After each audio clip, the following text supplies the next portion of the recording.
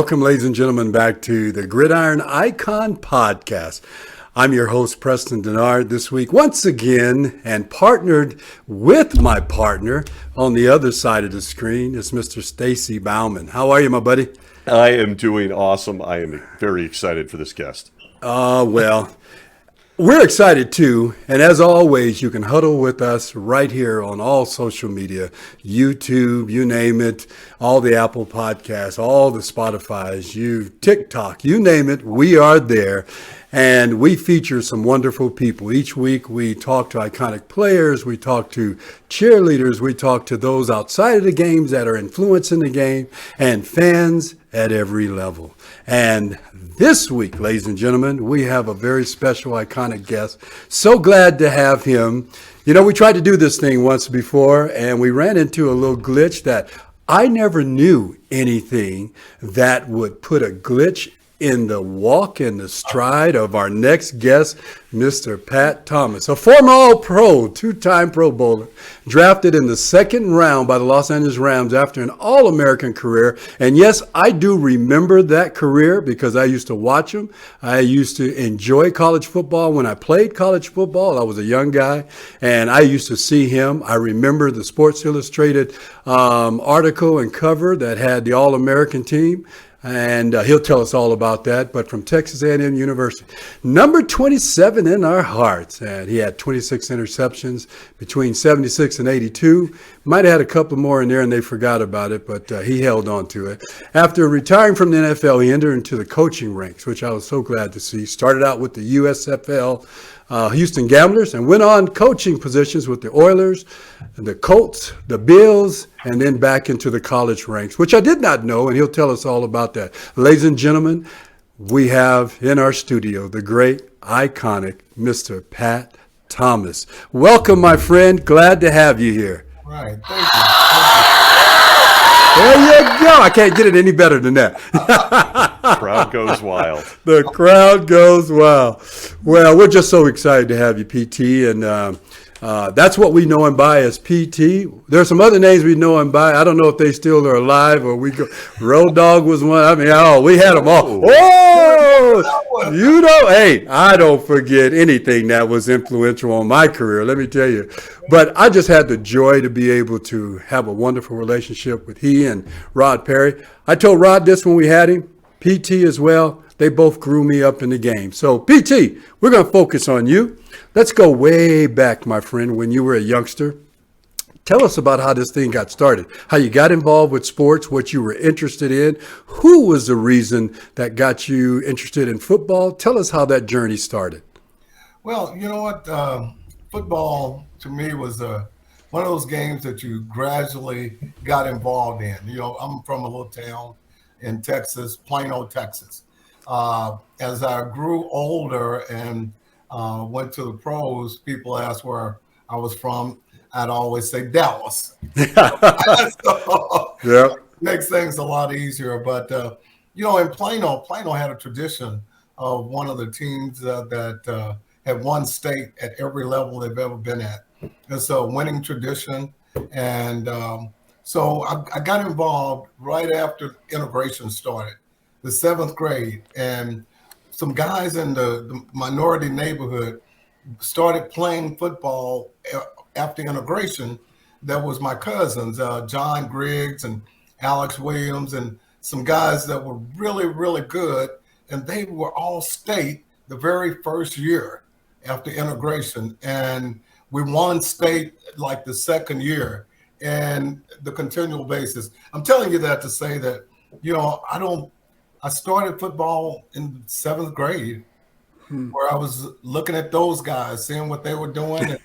And you know, we played in the backyard with cans and things of that nature, you know, didn't have football. So we'd pick up a can and start throwing cans and running and having a lot of fun back in the old days. I still remember a field that my grandfather them had next to the house. And we had the alley cats and the hillbillies when I was really young. And we would get the chalk and we would put chalk on this field. And we would have a game set up between the guys that lived up on the top of the hill area of the community. And then there's the alley cats that live down the lower part. And that was, you talk about iconic, to see that game, man, was really, really something special. And those were the first sights of football when I got interested by watching the guys that came before me, the guys that managed to win state championships and go on to play in college and do very well there as well. So that's kind of the way I got going. And to play high school football at Plano is like a privilege. To be able to step on that football field in that community was probably more special than football. Than I say the Super Bowl was to me at that time. So that's kind of the background of how I got started. Wow, that's interesting. What other sports did you play in high school? Oh, I played basketball, and I love baseball. Did I you? was a really good baseball player, going from being very young in little league all the way through to high school. And you have to remember, in Plano, right after the beginning of integration in these little country towns, there wasn't a lot of black baseball players. So I was one of the few that was playing in the high school. And so we would go to little communities like McKinney and Allen and places like that. And I'm the only minority on the whole area, the whole field. Wow. And so what happened is that I was starting on the football team as a sophomore. I played basketball. Then it came to baseball. And all of a sudden, the pitchers start throwing the ball at me. So how long do you think I continued to play baseball? Yeah, that's that ain't cool. Really? Yeah, it was over real quick. no, very quick, right? What? Yeah. So even though I had a 500 batting average at the time, I was really, really good. I used to love it. But you know what? I couldn't stand the thought of them throwing the ball at me every time we get ready to play a game. And so I said, hey, man, I talked to my dad. Hey, I don't have to do this. So I'll and stick with football. And my opportunity to go to college is probably going to come for football anyway. Stacy, I was going to say, you and I have heard this storyline about baseball with almost all of our guests. They eventually went on to other areas. We had Gary Templeton, obviously baseball stuck for him. He talked about basketball and football was his really hot sport. And most of the guys we've had, they've talked about baseball as being the basis of their athletic development. And you didn't play it long, but do you think it was a sport that you would have probably pursued had those unfair instances never happened?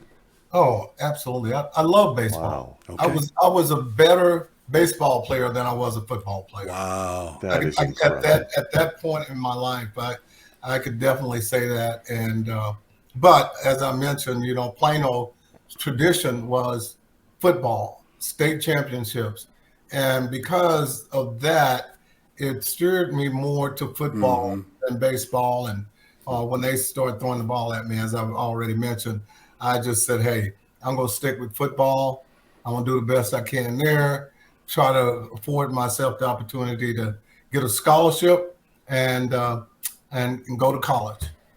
Wow. I just wanted to jump in quick and say, I want to make sure the listeners really grasp the weight of what you just said. On the baseball team, the throwing at you was racially motivated. Is that correct? Yep. And then whereas in football, you weren't the only African-American player. So that's incredible. Well, it's just really football. They have to hit you. Well, they got to catch you to hit you. Right. That's true. Right. But in baseball, I got to stand in that box, and you can't run real far. Yeah. So Not fast enough. Man, just focusing on the positive piece of that, to Preston's point, it's been incredible the amount of people we've had on here that loved baseball, including my co-host. I don't know where that bat is, Preston. He had a very sweet 388 batting average in high school himself. Oh, you remember that? I don't know. PT, can you see that? Look at that. Look at that. 388. That's ridiculous. Well, yeah. for the Yeah. whole season. I remember hearing something about that, Preston. That. Yeah. Now, you weren't a pitcher, were you? No, I did kind of relieve, but I wasn't up there long. I was a center fielder. I was running, catching stuff. That's what position I actually played in. Really? Well, center field was it. Unbelievable. Baseball, Oh, yeah. the connection to this show and baseball with our guests it. is really uncanny. Even Nolan Cromwell, I mean, right down the line. Everybody played baseball and basketball as well, and almost had a different love than football, and ended up being a great football player. Incredible. What were your other interests as a kid, Pat, outside of sports? What'd you like to do? Well, you know what? I can't think of anything that I enjoyed more than sports. And as a kid, we go fishing. We go hunting with our BB guns and things of that nature when I was really young. And of course, in the country, you always have dove hunting during certain seasons, and I would do that. So, Plano at the time is like 18 miles from downtown Dallas. And when I was coming up, at like 15 miles, you saw no buildings or nothing or lights or anything on the side of the road. That's how far from Dallas we were, and it was country. Now you can't see anything but lights, but housing and big buildings and things of that nature. So I don't mind saying that. I was kind of brought up in the country. So That's great. That is country. Yeah, we did things country people did, and the hunting and fishing and things of that nature. But I had a chance to get some experience through the YMCA. I played baseball there and went to one of the camps that they had for YMCA, and there I actually learned how to ride horses. Camp Grady Spruce, and I was an experiment at Camp Grady Spruce. That they never had a black kid to go to Camp Grady Spruce, and it's the biggest YMCA camp in the state of Texas. It's still there. So they have horses, they have guns where we're doing skeet shooting, and then the canoes, and then it's where I learned to water ski. I was 11 years old, and so I learned to ski, but I started everything out and the YMCA paid for me to go to camp for a week, being the only black kid there. Wow. When I was 11, and I'm 68 years old right now. You can imagine what it was. It wasn't no integration in schools at that time. Right. And so I went there, and I wind up being able to get along with everybody, and had a great time. And so what wind up happening is the next year I took my cousin with me, and he got along, and everybody grooved, and we did the swimming and got my license as a lifeguard, and it was just amazing camp to go to. But it taught me an awful lot, and it helped to integrate a portion of the YMCA that had never been integrated before. And so I was pretty excited about it. And if you look now and see where it's come from since the time that I first went there, it's truly amazing. And I'm a big fan of the YMCA. I've always been every place I've ever been. And I'm really proud to have been a part of that lesson of letting minorities come to the camps and be a part of the program.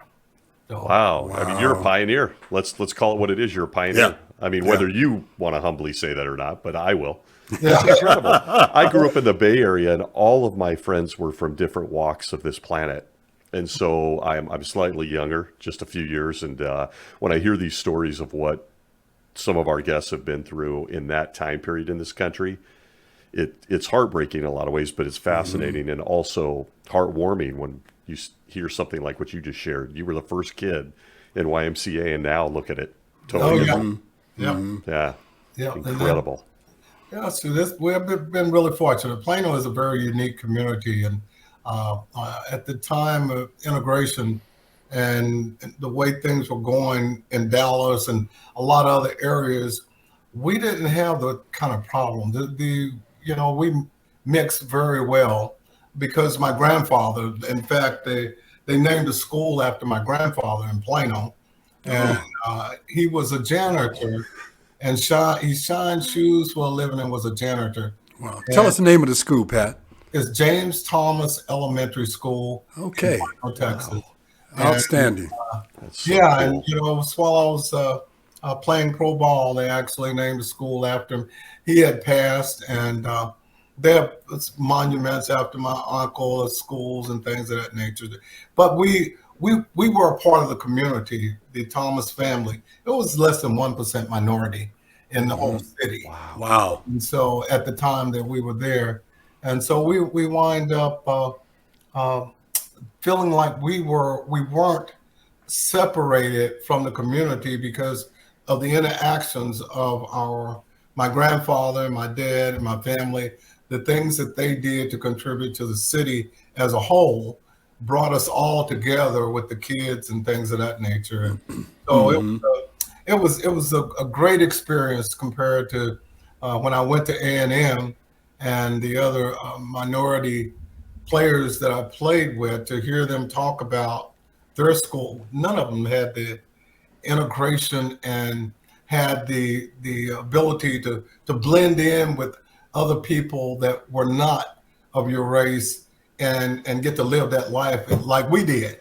We would go at people's houses, and some of the time I was in the 9th grade, that we would go skiing off of friends' boats, and we were a part of the community, a true part of the community, and that's kind of how I grew up. And I just thank God for it. I really do.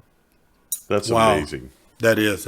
You talk about the challenges from the racial content of things that we do in our life, and especially back in the day where when we were growing up, there were a lot of challenges. I've had some challenges, a little different, but we've all had those challenges. The question I wanted to ask before we jump into your college ball play is, where did you find that sports was almost like an equalizer when it came to race relations, to people learning how to get along?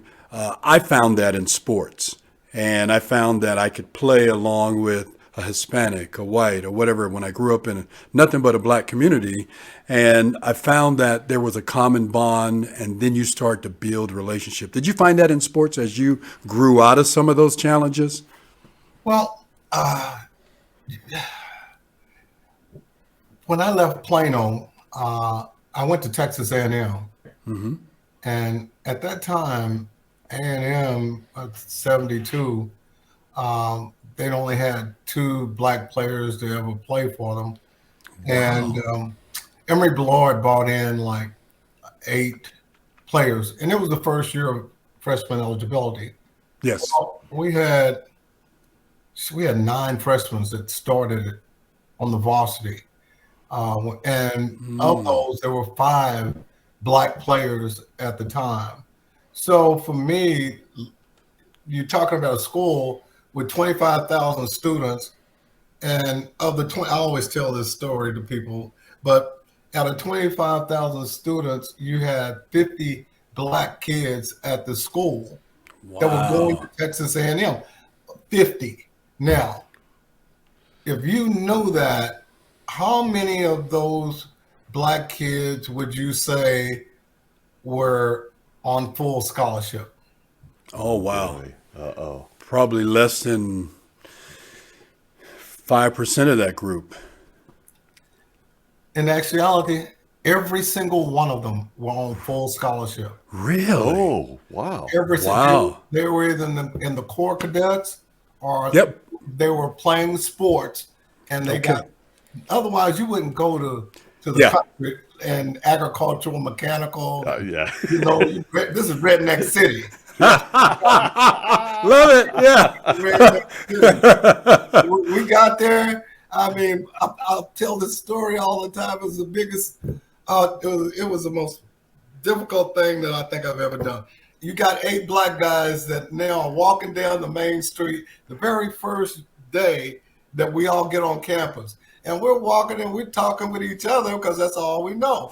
And as we come up to this girl, she at a stoplight, she turns around and looks and she's like, oh, my, help. And she started looking around. And You're joking. only get afraid. And everybody's looking at her like she's crazy. And the rest of the guys, they keep walking by. I'm wondering, they don't do that in Plano. They don't do that. No. And so I go back to her. I said, hey, miss, wait a minute. I said, why are you hollering? Like, what's wrong? She said, I didn't know it was that many black folks in Bryan and College Station. Oh, my God. On my first day on campus. Wow. Oh, man, I'll tell you, all of the guys, Bubba B, and Carl Roaches. Bubba B, yeah. Oh, man, we had Lester Hayes. And it was That's right. That's right. Oh. I've got a lot of all pros that were there at that time, people that played it. And so anyway, we laugh about it, Skip Walker. And but we made it through, and because of Emory Beloit, we were able to put together a football team where it was a separate entity, just like the Corps Cadets was at A&M. And so we would go, and the ball players that played, the white guys, were our brothers. These are the people we knew. We became one. Yeah. Yeah. And by becoming one, all of us, for real, we were able to integrate the whole school and be accepted from all the alumni. People accepted us as who we were. And it flowed over into basketball and baseball. And the next thing you know, you start seeing everybody. Now, nobody was different than the other people, the students. And by the time we left as seniors, of course, we were the number one defense in the nation for 3 years, and went from 1-10 to being the number one school in the nation going into the last game of our senior year. And we wound up losing to Arkansas. But, we had 20 out of 22 starters at A&M, 21 of them played in the NFL in my senior year. Wow. 21 That's of them. incredible. Yeah. So That is awesome. Yeah. It's living Plano, going to A&M, it was like going from Plano to Plano and just going in and helping everybody to get to where we were all individuals. And you got to see through color and go straight to who the person was and the education that we were trying to get to. So wow, that was a wonderful experience. And if you talk to anybody that played at A&M, they still get that same spirit. It's something special to them. It's not just the football, and it's not just the education. It's the experience. Wow. Yeah, and it was Powerful. Take us on that journey, and Stacy and I are chomping at the bit to get questions out. So I'm going to throw this one in and let my partner jump in because we got a lot to talk about. Yeah. But take us back through that journey. Now we're talking about Texas A&M, talking about football, we're talking about the camaraderie, talking about the guys and how they grew to come together to be one. Because in most cases, coaches today are even talking about, if we can't be one, we can't be successful on the field. We got to be on one agenda. So take us back through that journey. 21 out of 22 or whatever that played in NFL. You mentioned Lester Hayes. Tell us about that bookend. Oh yeah. It's real interesting to see how Emory Beloit was able to bring us in, and people didn't always like it. But he was able to manage his way through it. And again, it goes back to Plano, where we started at, and my cousin and I, and John Clark was the head coach. And I'm going to get to where you really want me to be, but I have to start with the foundation. John Clark was the head coach there that won lots of championships, but he had to deal with a lot of people that didn't like the integration process and letting a first black quarterback to win a state championship once integration took place was my cousin, Alex Williams. And he took a lot of slack from a lot of people, not just in Plano, but all throughout the state for letting a black quarterback play and at Plano. Black quarterback at that time. This is second years of integration in the high schools, and so he took a lot. But that man was just he was the foundation of everything that I know about what it takes to be a winner in life. What he taught us wasn't always sports. It was more about winning, about being the best that you could be, and about team and camaraderie. So everything that he taught us when we went to A&M, Emory Bellard was exactly the same person, a God-fearing person, believe in treating people right, did not allow you to disrespect his players in any form or fashion, and taught us to stand up for each other. Well, from Plano, John Clark set the foundation on my life as an athlete and as a coach. And he taught me how to win in life. And through that, I used it in football. And it helped me to be the best I could be. And simply he and Emory Bellard, the things that they gave us was, again, they taught us how to win in life, because the most important thing is the team. It's not you. They took the me out of the game so that when we went out there and played, we played harder for each other than we ever could play for ourselves. Others that we love are at stake. And that was the way we won championships in Plano. That's the way we went to Southwest Conference championships at A&M. And then Chuck Knox, the same person, same identity, God-fearing person. Chuck was just, special. And so I had the opportunity to go through 3 coaches in my career that believed in exactly the same thing, the team philosophy and the spirit and everybody being as one. But the most important part about it is that you played for your teammates, not for you. No players is above the team. And neither one of the places I was at, going to the Super Bowl, you know that, Preston. Nobody was an individual. Right. We were all offense, defense. It was all about them. I'm going out there on a broke leg. They just shot me up in my knee. My ankle is twisted. Well, why are you doing? Well, you know what? Jack Youngblood is dependent on me. Jackie Slater is dependent on me. It's not because I want to be the best that I want to be or because I want a championship. It's because they're dependent on me to help them and us get to where we need to go. Right.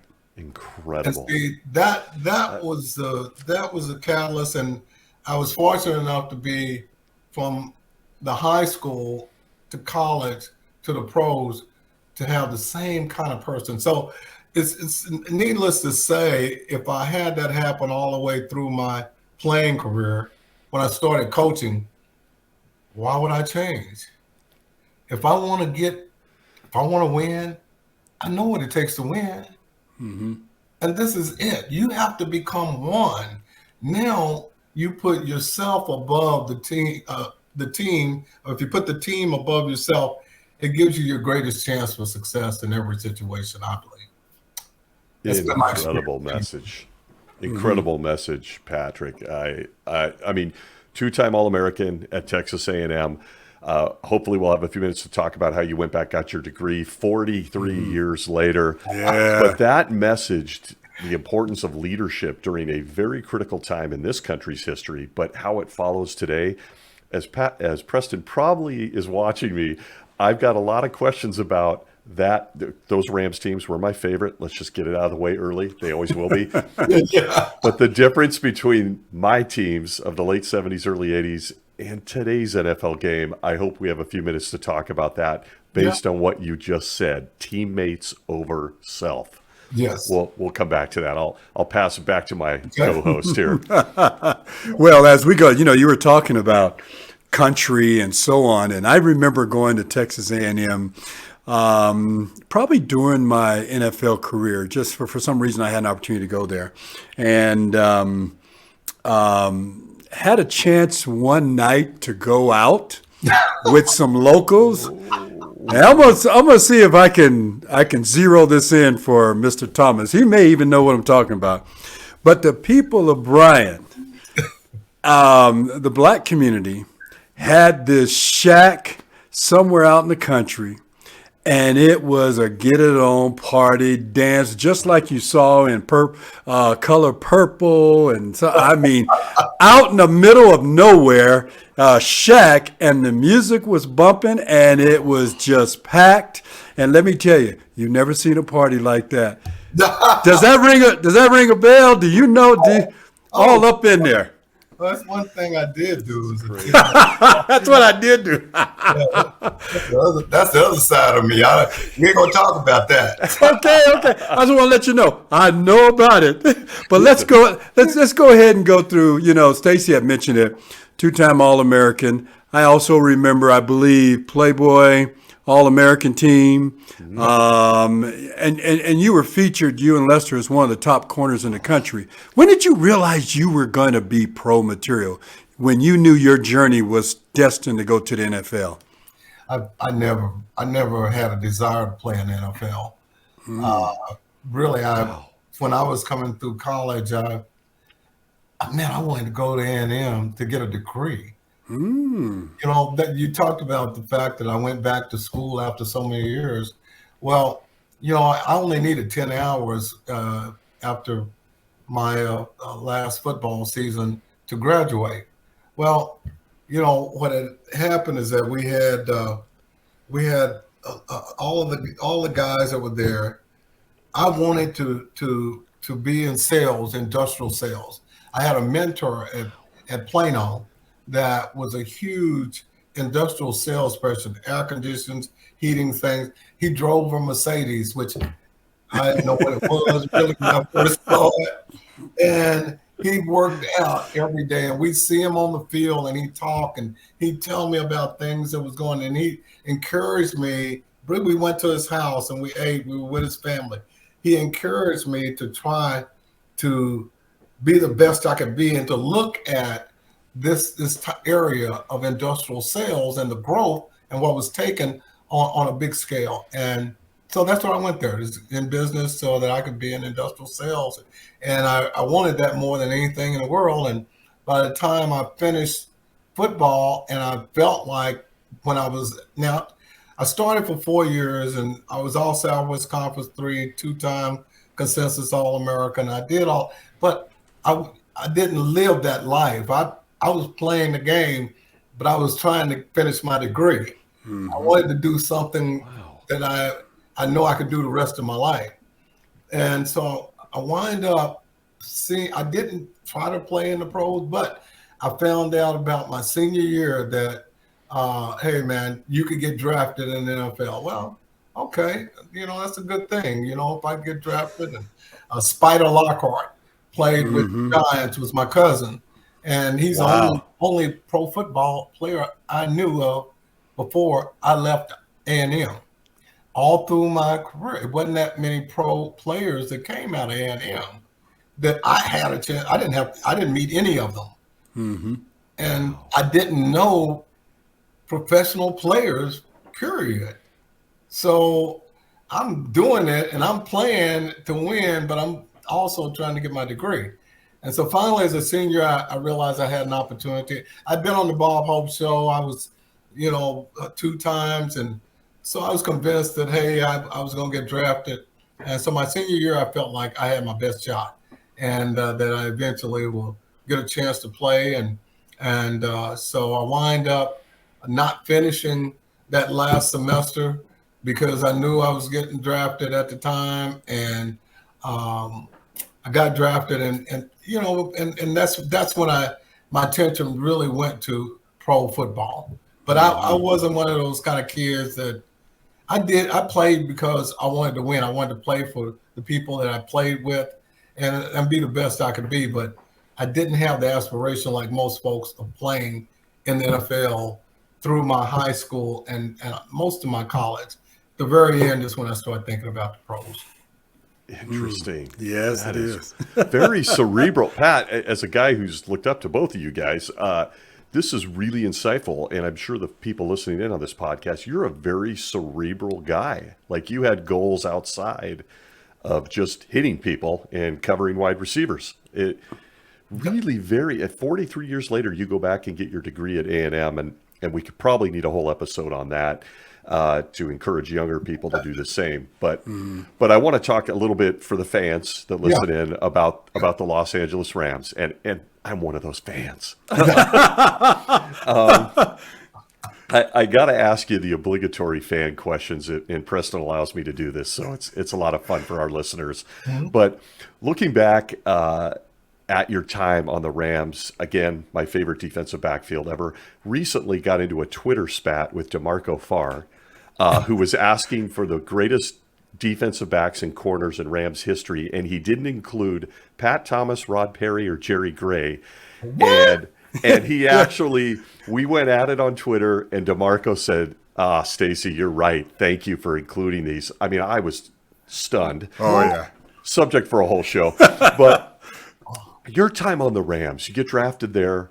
You're hanging out with my co-host, Preston. You guys go to a Super Bowl. What was the Super Bowl experience like? I still can't watch it. I want to be candid. I was 10 and heartbroken. But that team was so special. It was so special. What was that like, that camaraderie, that locker room, as a teammate guy? Well, Preston, you probably heard all the good stuff. And then I'm going to tell you the stuff that's not so good. Oh, okay. And let me tell you what that is. It's the fact that we won more games while I was with the Rams every season than we did the year we went to the Super Bowl. Mm-hmm. It was the worst year we had. Yeah. I mean, I had 10 wins every year. We went to 3 NFC championships. Trust we me, win I the know. playoffs every single year. Mm-hmm.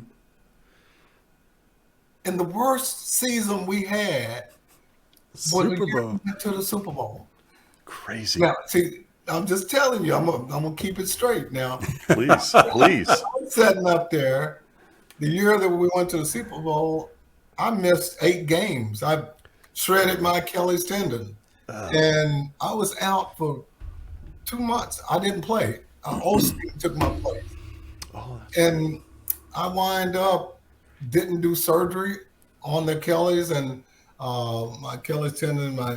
And so I worked on it for 2 months. Well, we got to the playoffs, and first game we played in Dallas, and I actually played in the game with a shredded Achilles tendon, played with a stick, a cast on my foot, because Jack, my teammates, was ready for me to be out there.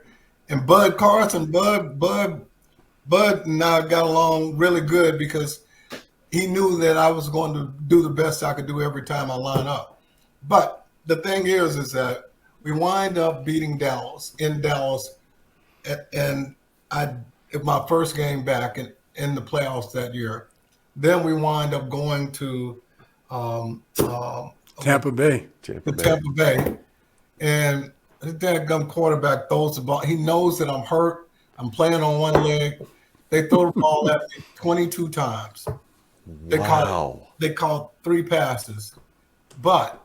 And we won the game, 9-6 or something like that? 9-0. 9-0. Yeah, we won the game. But I'm still sitting up here playing on one leg.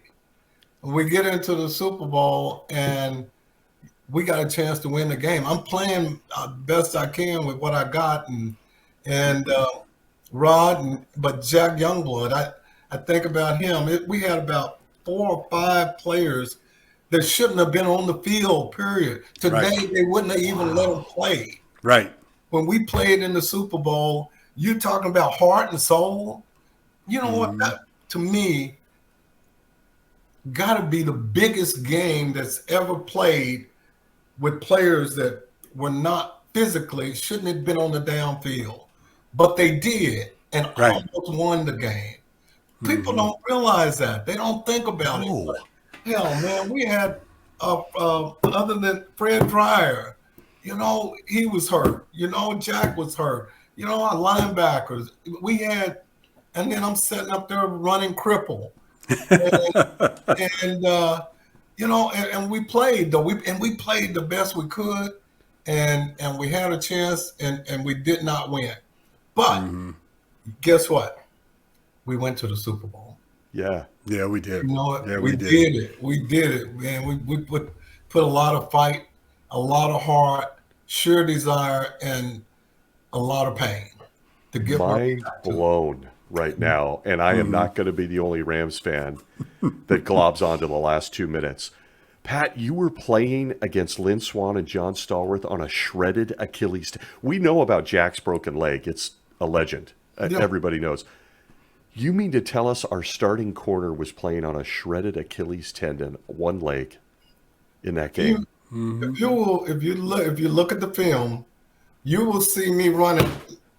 How? But there wasn't no running. It was running. I've got a picture of you dumping Lynn Swann on his head, Yes, sir. and yes, you can sir. barely walk. Oh man, This is incredible. well, but it's like I said, from the time I started playing at Plano, it wasn't about me. Jack Gumbler to tell you it wasn't about him.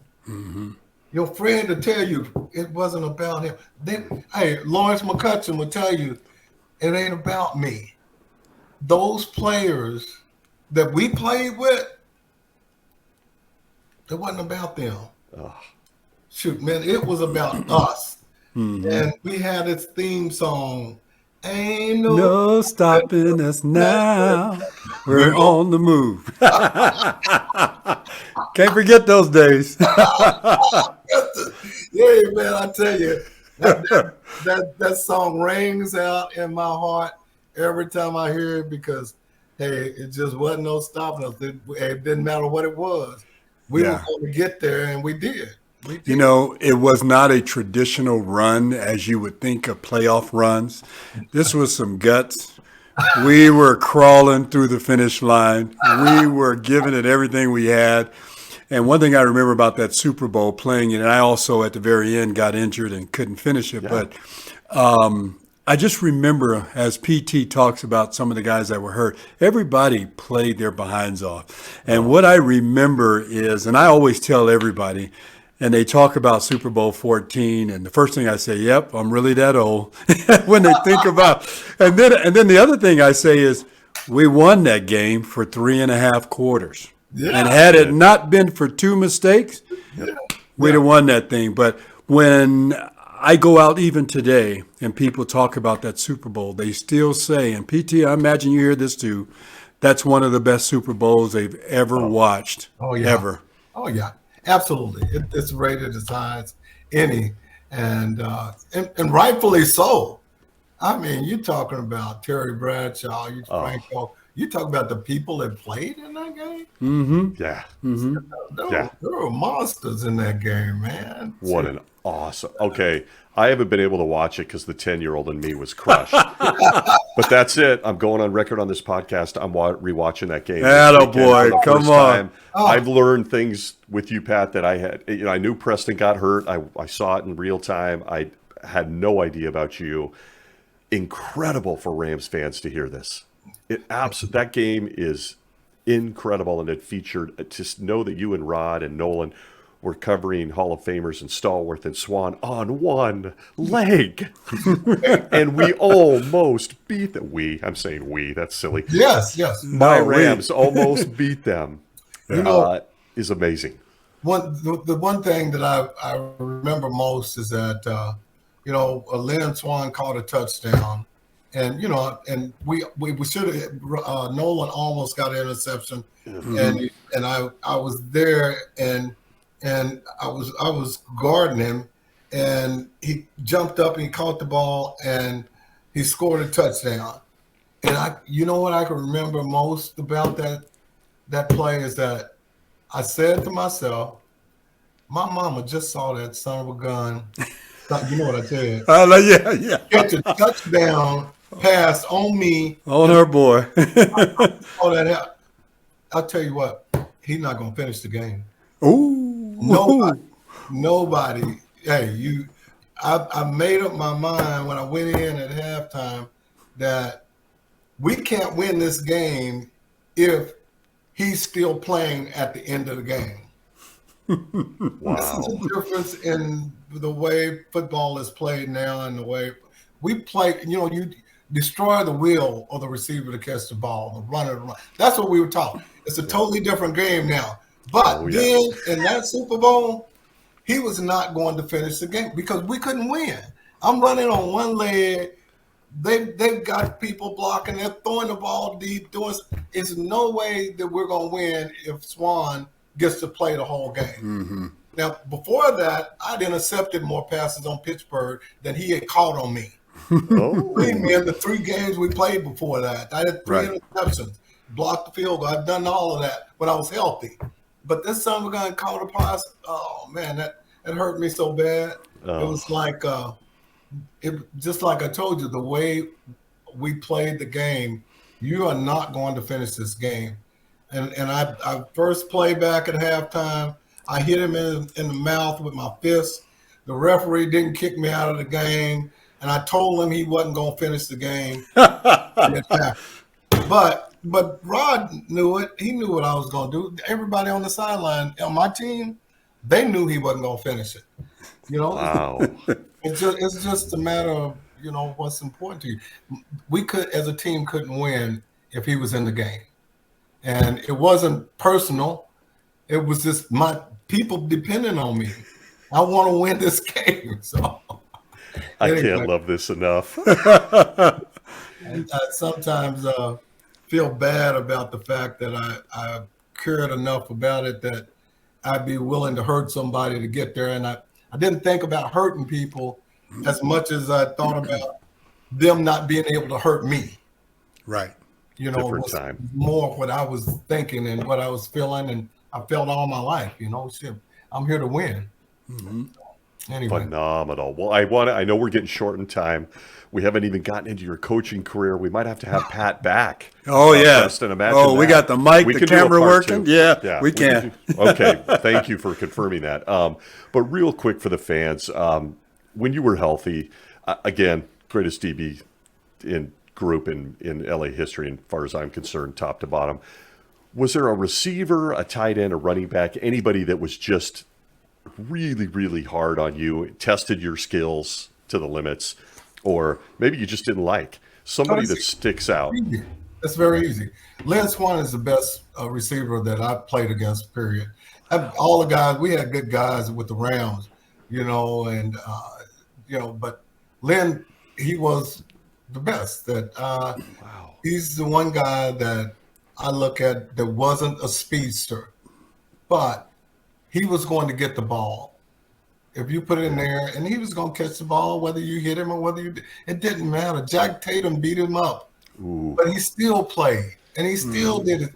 Hey, this man, he was one of the few people that had the same heart I had. When it comes to winning, he had that same attitude offensively. So I just have to say that as well. Thank you. No, that's great. And then finally, before Preston, I'm going to let you do the 2-minute drill if you like. Okay, my friend. One real quick that he absolutely hates, but I have to ask my co-host, covering him in practice. What made Preston special on the field, and what did he get out of you and Rod and Nolan and the gang? Well, Preston didn't know how to give up. He was super competitive. Oh. And you know what? He used technique to the highest level in order to get what he wanted to accomplish. And if he could get to the ball before you got to the ball, it was caught. It ain't drop ball. I don't know. I don't remember ever seeing you drop a ball. One. Oh, I don't remember it. I do. I practiced with him. It haunts me today. Interesting. Yeah, well, you know what? I know practice and all the stuff. I thought you had definitely the best hands of any of the receivers that we had. That was one thing that made you special to me, is that if it got there before somebody knocked it down, Preston won't get the ball. So Fascinating. that's the one thing I remember about him. And, Okay, this is where I jump in. So before we get to the 2-minute drill, we got to stretch the time a little bit. Okay. Oh, we need to get personal here. Let everybody know who Mr. Pat Thomas really is. So every day, Stacy, as you know, I would go up against Rod, PT, Leroy Irvin came, Jerry was there. I mean, all these guys would come through, right? And so we're practicing. It was a week of Super Bowl, and we're trying to get up. We had 2 weeks back then. Yep.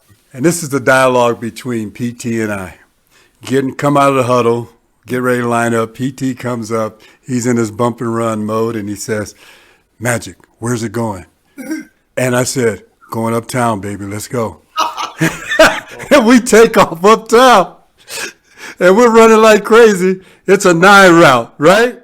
Yeah. No, it's a sweep to the other side. PT is pissed. He's mad because he had to exert himself on just a diversion play. I got it. I remember. Oh, my God. We used to do stuff like that to each other. And then, if the play was coming my way, I'd say, "Oh, man, it's a sweep or it's a dive." And I go run a 7 route or something.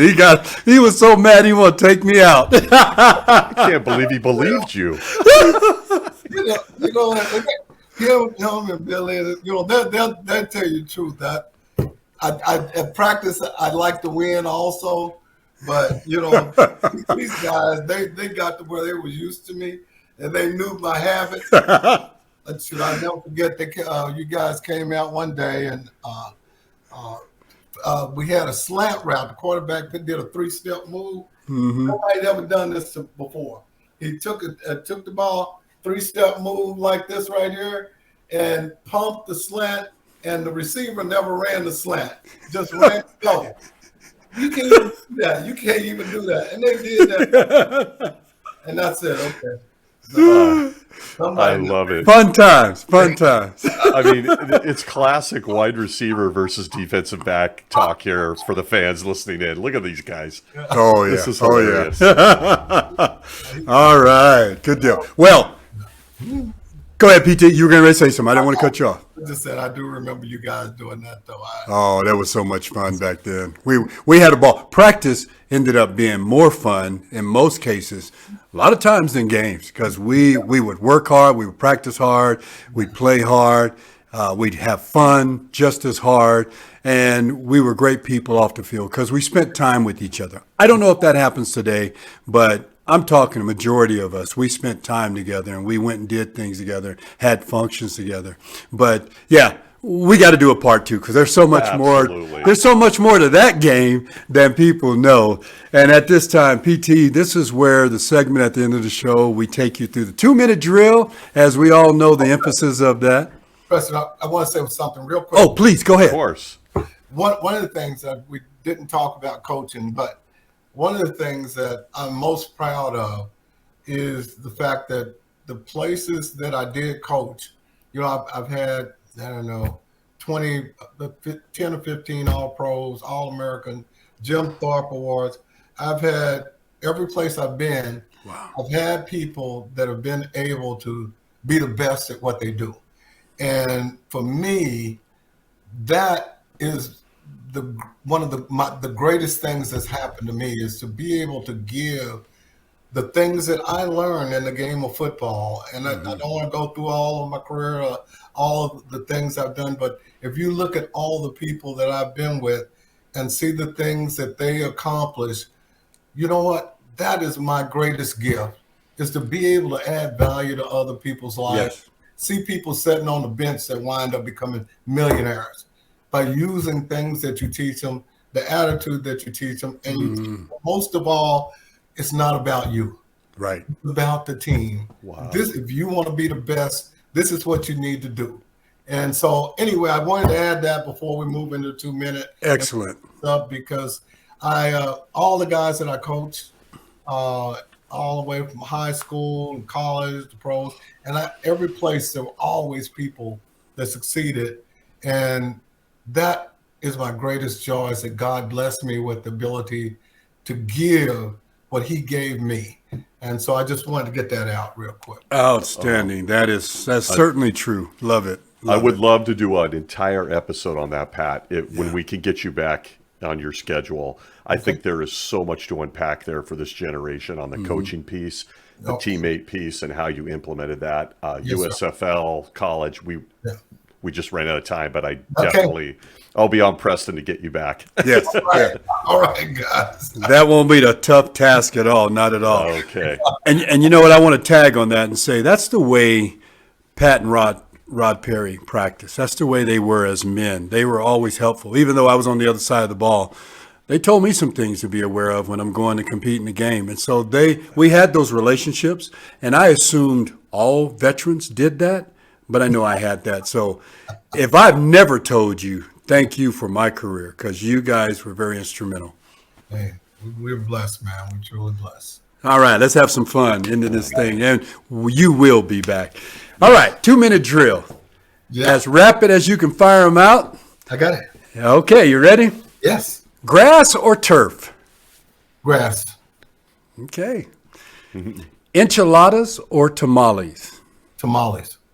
Oh, that's a first, isn't it? That's a first. I think that's a first. There we go. That's why he's unique. I'm in Texas. He's in Texas. Tamales. Okay, cats or dogs? Dogs.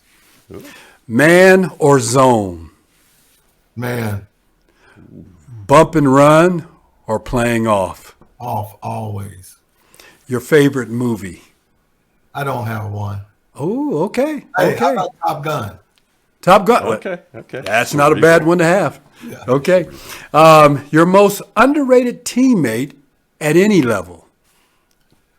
Most underrated teammate. Yeah, at any level, high school, college, or pros. You know what? I never saw. I did never look for the bad in people. I wouldn't know. I wouldn't know who was. I couldn't even get there because I never went there. Okay. All right. Not bad. Interesting. All right, here we go. What is your, and you've mentioned a lot of things that we could probably take off and put at the top, but your greatest football achievement? You know, my greatest football achievement is the state championship in high school at Plano, and things that happened to get there. I kicked field goals and extra points, and there was a game against Brownwood where Wow. I played quarterback to help us get down to the 20-yard line. We got there, it was no time on the clock, and we were down 2 points. And coach asked me to kick a field goal because I was a field goal kicker, and I kicked off and everything. And I kicked a field goal that was the whole game, everything in the whole city depended on it. And we wind up winning the game, and it by far is the biggest thing that's happened to me in my whole football career. Wow. Kicking a field goal, huh, to win it? Yeah. Wow, that is a Childhood. top feat. Yeah, I got to let my fourth son know that because he's a kicker. Well, all of them started out kickers, but he ended up being one. So that is cool. Winning it, baby. Yeah. All right, and here is the last one. And that is, who plays you in a movie about your life? You know what? I don't know. I don't know the movie stars enough to know who could possibly do it. Smart man. Yeah. I really don't. You know what? I'm not a big movie guy, so it's hard to answer that. And if I did, it would be somebody that's never been in the movies. Never been in the movie. Really, there's a kid that I coached from Dallas Carter. His name is Cornelius Price. He's 5'9", and he was 180 pounds, and Cornelius ran a 4.9. He was the slowest defensive back that I ever coached in my life. And guess what? He got 12 interceptions at the University of Houston, led the nation What? couldn't run a 4.9, and he would be the guy that would play me. Oh, love it. Love This it. is so Yes. cool. Hey, I love it. Come bring it out of the bag. This is incredible. he's passed since then, but he was Wow. the 12 interceptions and was just phenomenal, All-American, really good. Couldn't run a 4.9. He wasn't fast, wasn't big, nothing except he used technique in a way that was special. If y'all get a chance to look up what he did at the University of Houston, you will be amazed, and it's just truly amazing. Oh, Wow. I'm looking. My career ended on a 4.7, so now I'm really feeling like a slough. Cornelius Price, fascinating. Okay, Wow. I got to look here. Yeah, we I'm got to on look it. him up. Yeah. Okay, It's, amazing. Pat Thomas, this has been special, man. We look forward to doing it again. So glad we were able to get you on the show. It's been just a joy. I know my partner, my friend, is just so excited we had a chance to get you. So we're doing this again, my friend. All right. Hey, Absolutely. thank y'all so much for just the opportunity to help me to go back and think about the good that's taken place in the game Yeah. of football, Yeah. the people, and what they meant to me and to a lot of other people. And I just want to say thank you. Thank you so much. And Rams fans, Aggie fans, just fans of good people are going to love this episode. Folks, thanks for tuning in to Gridiron Icon, this episode with Pat Thomas.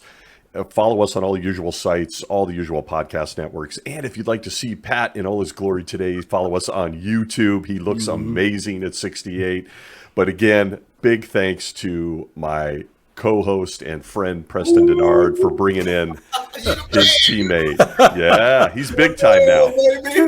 He's big time. I'm slowly becoming just a producer. Yeah, You the man, baby. I'm trying to fade into the background on this whole thing, you know. But again, huge thanks to some of the stuff you shared today. To Pat Thomas, part 2 is incoming. I'm just going to commit you to it. Thanks again, folks. All right, we'll see you on Gridiron Icon, Preston and I, next week. Be well. All right. You guys take care.